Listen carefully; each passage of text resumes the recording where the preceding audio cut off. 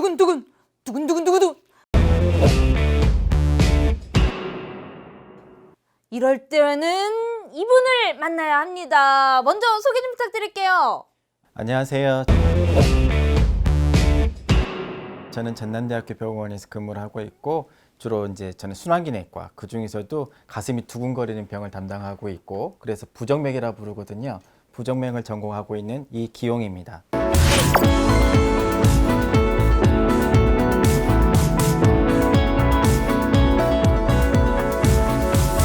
네, 교수님 궁금합니다. 제가 지금 사랑에 빠진 걸까요? 정말 다른 병이 있는 걸까요? 심장이 이상하게 뛸 때는 뭘부터 의심을 해봐야 될까요? 가슴이 뛸 때는요, 먼저 사랑에 빠졌는지부터 확인을 해야죠. 네. 만약에 그게 아니라고 하면 혹시 병이 있는지를 확인해 보셔야 되는데, 이렇게 방금 말씀 주신 것처럼 가슴이 두근두근 한 병 보고 저희가 이제 부정맥이라고 부르잖아요. 네. 부정맥이라는 게 이 한문을 풀이하다 보면 안일부에 가지런할 정을 씁니다. 그래서 가지런하지 못한 맥박을 모두 다 부정맥이라고 부르고 있고, 흔히 환자분들이 말씀 주실 때는 가슴이 뜁니다, 어지럽습니다, 이런 모든 질병들이 바로 부정맥이 되겠습니다.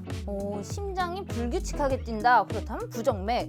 그렇다면 지금 이 시간에는 그 심장 질환 폭탄에 불을 붙이는 격인 심방세동에 대해서 좀 알아볼까 하는데, 이 심방세동과 부정맥은 같은 건가요?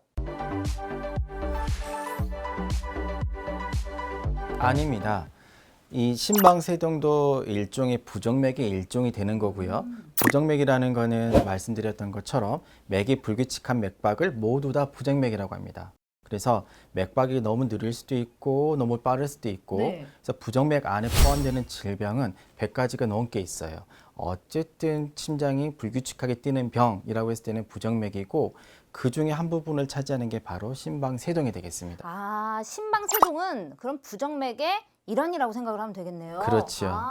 뭔가 좀 더 자세히 알고 싶어요. 네. 그러면 심방세동과 부정맥 질환에 대해서 조금 자세하게 말씀 좀 해주세요. 먼저 심방세동에 대해서 좀 자세하게 알려드릴게요. 심방세동이 최근에 아주 각광을 받고 있는 질환, 그리고 아주 위험한 질환으로 떠오르고 있는데, 그 이유인 게 과거에는 심방세동이 있어도 대부분의 환자들이 치료를 하지 않았거든요. 그런데 환자들이 뇌졸중으로 많이 쓰러지잖아요. 네. 이 뇌졸중을 쓰러지는 원인을 자세히 살펴보다 보니까 약 30%가 이 심방세동 때문에 일어나더라. 그리고 더 중요한 거는요, 이 심방세동은 예방이 가능합니다. 이 심방세동으로 인한 뇌졸중이 생기는 게, 그렇기 때문에 심방세동에 대한 중요성이 더욱더 부각이 되고 있는 그런 상태인 겁니다. 야, 그러니까 심방세동으로 인해서 뭔가 여러 가지 질병을 또 이렇게 네. 초래할 수가 있고, 또 그럼요. 뇌졸중 환자 그리고 퍼센티지가 꽤 많네요. 아주 높지요. 야, 그렇다면 그 심방세동 같은 경우는 대체 심장이 뭐 어떤 식으로 뭐 이렇게 조금 작용을 하길래 심방세동을 판단하는지 궁금하거든요.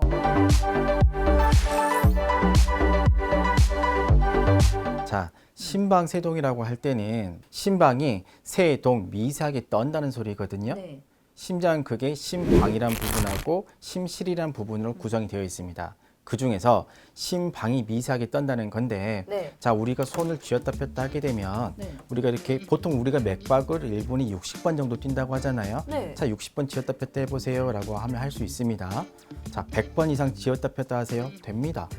근데 200번 해보세요 라고 하면 무지 빨리 해야 되는데 되기도 합니다. 네네네. 자, 300번 해보세요. 300번 하다 보면은 뭔가 순간적으로 네, 버벅버벅 그렇게 될 것 같아요. 그렇죠. 응. 이거는요, 뛰는 게 아니고요, 300번 못 뜁니다. 저희 심장도 마찬가지거든요. 이거를 심장이 하는 역할이 쥐었다 폈다 하는 건데, 그 쥘 수가 없는 거예요. 그래서 300번, 정확히 말씀드리면 심방이 350번 이상 뛰는 병이거든요.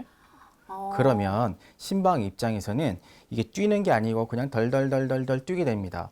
그래서 세동, 잘게 떤다 해서 심방 세동이 되는 거고, 이 피 입장에서 생각을 하게 되면요, 이 심장을 쥐어짜면서 심장에 있던 피가 심장 밖으로 다 나가야 되잖아요. 네. 그럼 덜덜덜덜 떠면 어떻겠어요?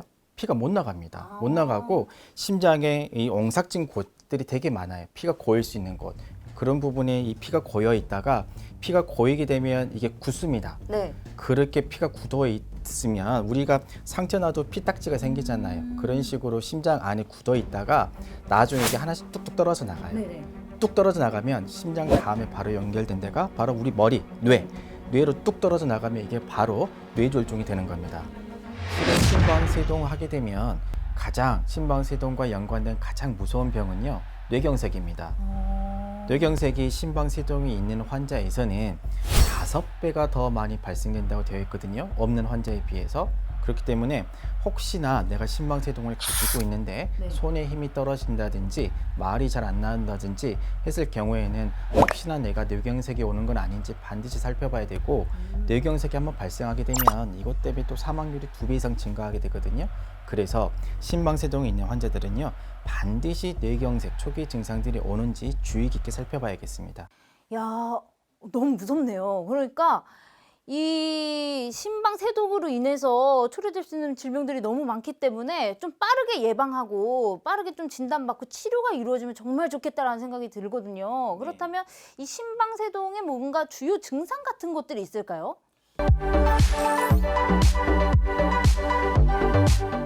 심방세동이 가장 첫 번째 증상이라고 하면 가슴이 뛰는 거겠지요. 네. 그런데 모든 환자가 가슴이 뛰는 걸 느끼지는 않아요.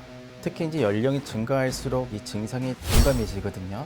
또는 이 증상이 너무 오래되다 보면 내가 있는지 마는지 자각을 하지 못합니다. 네. 대표적인 증상이요, 또 호흡곤란이라든지 또는 전신 무력감 같은 게 있어요. 네. 우리가 일을 하는데 괜히 피곤해요. 알 수 없이 피곤하고 자꾸 눕고 싶고, 이런 것도 심방세동의 증상이 될 수가 있습니다. 심방세동의 증상은 사실 뭔가 뚜렷한 무언가가 없기 때문에 이걸 좀 빠르게 발견하기가 어려운 부분이 있을 것 같아요. 그럴 경우는 굉장히 애매한데요. 그러면 그냥 자발적으로 검진을 통해서만 조금 발견을 하거나 그럴 수밖에 없는 건가요? 심방세동, 역시 심방세동이라는 것도 맥이 불규칙하게 뛰는 병이고요. 그렇기 때문에 가장 쉬운 방법은 맥을 짚어보는 겁니다. 흔히 우리 한의사분들이 맥을 짚잖아요. 이렇게 저희가 맥을 짚어보게 되면 심장이 두근 뛰는 건데, 심방세동이 있으신 분들은요, 두둑 이런 식으로 뛰게 됩니다. 그래서 맥이 불규칙한 거를 짚어보게 되면 심방세동이 있습니다 라고 하는데, 환자분들이 다 짚으실 수는 없잖아요. 그렇죠.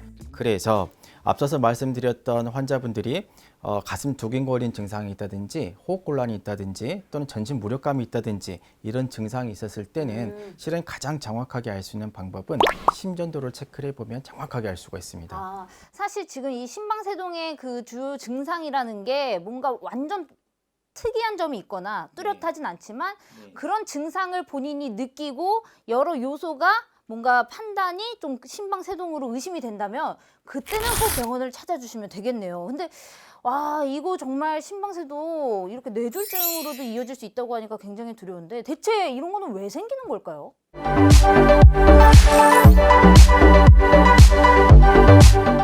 심방세동이 생기는 거는 실은 가장 큰 이유는요, 나이가 들면서 자연스럽게 생기는 게 가장 큽니다.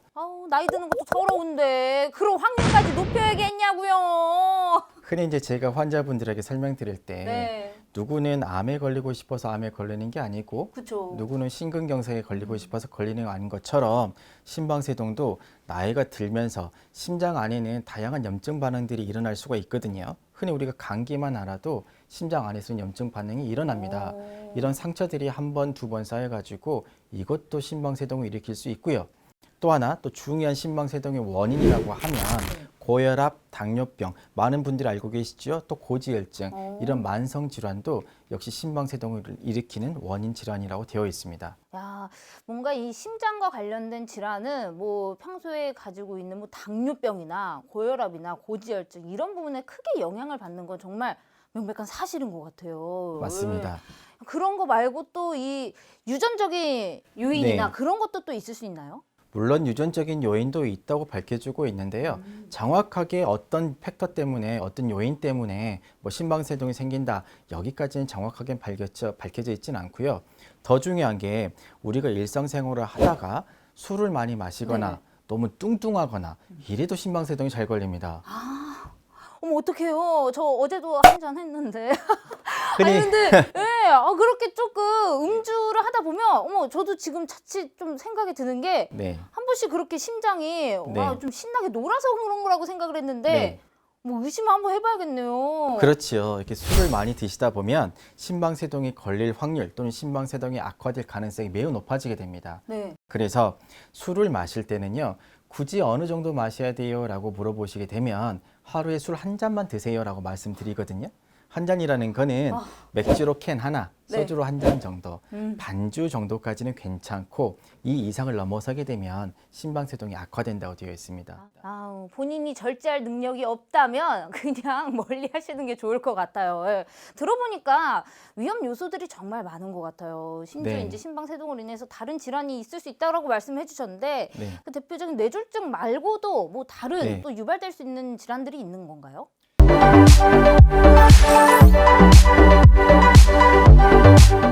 심방세동이 있게 되면 방금 말씀하신 것처럼 네. 대표적인 거는 뇌졸중이지요. 이 뇌졸중이라는 거는 혈전이 뚝 떨어져 나가서 생기는 병이고 네. 또 하나 심방세동이 있게 되면 심장이 미치도록 빨리 뛰는 경우가 있어요. 두두두두두 뛰는 경우가 있거든요. 이렇게 심장이 빨리 뛰게 되면 이것 때문에 심부전이 올 수가 있습니다. 심부전이라는 게 결국은 심장에서 이렇게 수축하는 능력이 떨어져 버리는 건데 생각해 보세요. 우리는 보통 한 100번을 뛰어야 되는데 네. 심장이 내가 열이 났어요. 또는 술을 많이 마셨어요. 그러다 보니까 우리 열나고 흥분하면 가슴 막 뛰잖아요. 그렇죠. 근데 심방세동이 있으신 분들은 더 빨리 뛰거든요. 한 150번 뛴다고 하면 심장은 하루 종일 운동을 하고 있는 거고 100m 달리기를 하고 있는 거예요. 이렇게 계속해서 심장을 보대끼다 보면 결국은 심장 입장에서는 하루 동안 뛰면 나는 더 이상은 못 뛰어 하고 탁 퍼져버린 상태가 되는 거고 그 상태부터는 심장이 잘 안 뛰게 됩니다. 그렇게 해서 심부전이 올 수가 있어요.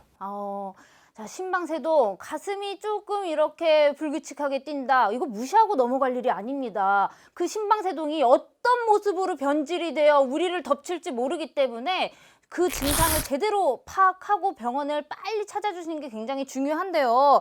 자, 이렇게 이야기를 들으니까 더더욱 이 내용에 대해서 궁금해질 것 같습니다. 자, 근데 이거는 바로 안 하고요. 2부 넘어가서 저희가 또 이 심방세동 어떻게 진단을 하게 되고 치료법이 있는지 또 자세하게 이야기를 한번 들어보도록 하겠습니다. 자, 우리 이기용 교수님 2부에서 만나요. 2부에서 봬요.